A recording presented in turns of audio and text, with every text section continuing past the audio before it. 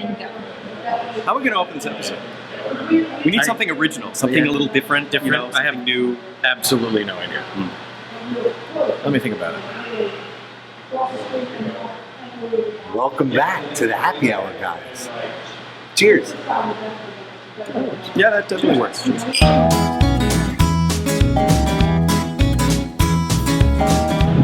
More stout. Whoa.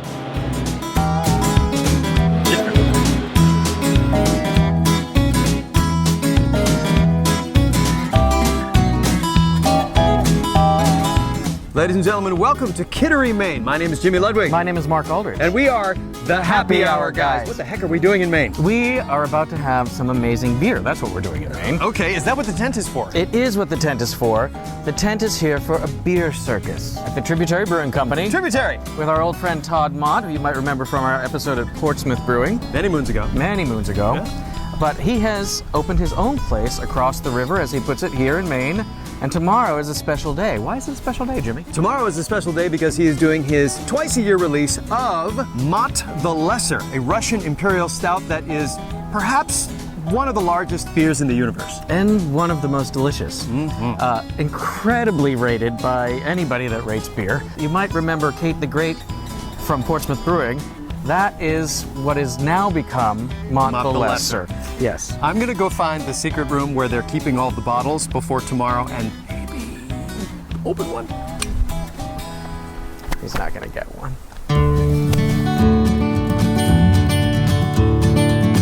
As small as we are, we have an amazing community. It's essential that everyone knows that if your beer's not good, we need to let you know so that your beer can be better, so that when people come to your place, they're drinking good beer. Right. So here we are with Tod Mott. Could you please introduce yourselves once again, actually, to our viewers and your title and where we are? Tod Mott, president, brewer, jack of all trades, super lackey, you name it, I'll do it. So I'm Galen Mott, Todd's partner, married for 32 years. God bless you. Business partner here.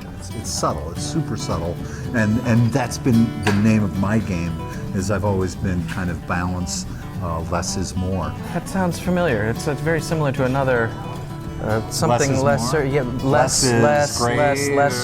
lesser. There's something Sometimes. lesser.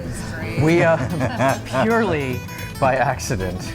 It was just a quirk of the calendar. We ended up here on the day before what is going to be a very crazy day for you here. Yes. Our super big day. So can you talk a little bit about what's going on tomorrow? So tomorrow we're releasing Mott the Lesser, which is our Imperial Stout release that has sort of transitioned from Portsmouth Brewery, where we got serious accolades from the Beer Advocate, and we pushed the beer to its limit.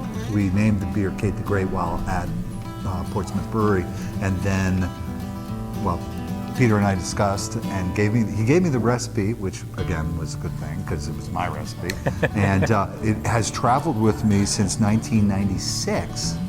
So that's when I first started brewing Imperial Stout. There's a large tent out front. There's a little tent out front. So, what could people expect if they were to, say, unexpectedly show up tomorrow? Well, they're going to have to get in the line. Yes. And what time does the line start forming? The last release we did was April Fool's Day, and we didn't think anyone was going to come because it was April Fool's Day. People showed up at 7.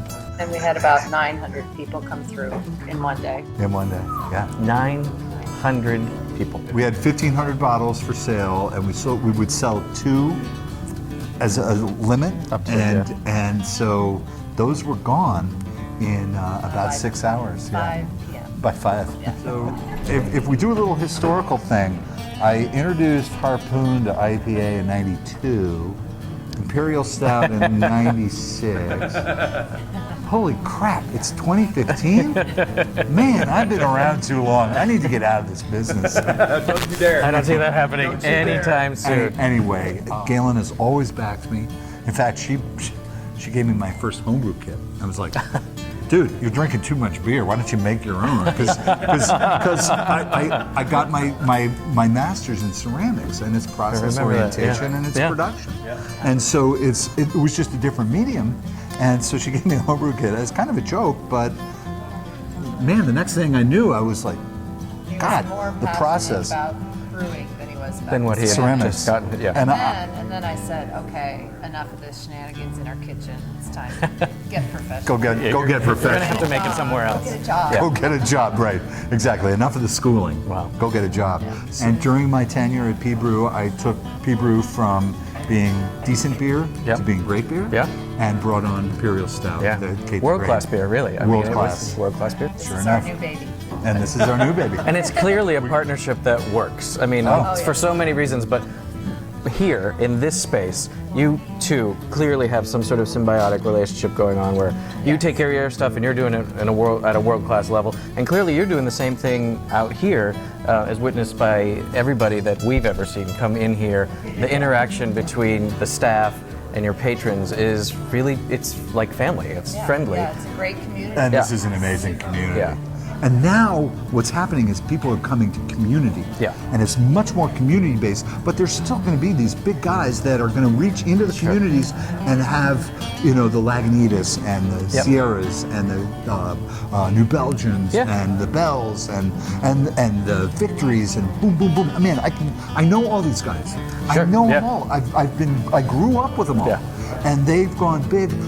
Our idea was to stay community oriented. Yeah. And I have no passion to take over the world. Mm-hmm. But you do have a passion for beer. Maybe. So when Todd said, "Walk this way," we followed him back into the brewery. Gotta love a brewer that's a Mel Brooks fan. And what else do we love? Being at a brewery. Tasting the beer the freshest way possible, right as it comes out of the tanks. When you're there at his brewery, Todd's gonna pour you whatever he's crushing on at the moment. When we were there, he had a Hop Harvest on, an American Mild, a Baltic Porter that was fantastic, and a Gourd Forward Pumpkin Ale. It was amazing. And he had a couple of other surprises as well. This beer had hints of clove, it was a little bit smoked, it tasted like an upcoming holiday. Oh man, that's beautiful. Wow, that is a gorgeous Thanksgiving beer. That's exactly what it is. Gorgeous. And then we got really lucky. Wait, this looks a little. It's a little dark. This looks a little dark and viscous. Oh my god. Yep. Oh, this is a double dark. Oh my god. So that's April's release. So this is April. Yeah, that's on the lesser from April. Yeah. It's like brownie dough. It's 10.5% brownie dough. Brownie dough. It's not often that something strikes Jimmy and or myself dumb. But all I have to say about this right now is, wow. So get yourself to Kittery and Tributary Brewing. Check their website for hours, and remember, they don't have food in the tasting room, but there'll be food trucks outside, or you can bring it in with you. Enjoy yourself, and take it from Todd. It's all good. Nothing's bad when it comes to beer. It's just different. So I think the lesson is just keep coming back. Just keep Because coming every time back. you come back, you're Well, gonna find again, that's what Trib's all about. You know, water moves through. You got to keep moving through. If you are within 1,000 nautical miles of Kittery, Maine, you Come owe it back. to yourself to Come get back. here to Tributary Or Brewing. come. Yes. Come to Kittery. Come and then come back. if you come once, You got to come back That's right. Because the Tributary always leads you back to another one. to another. to another. Cheers.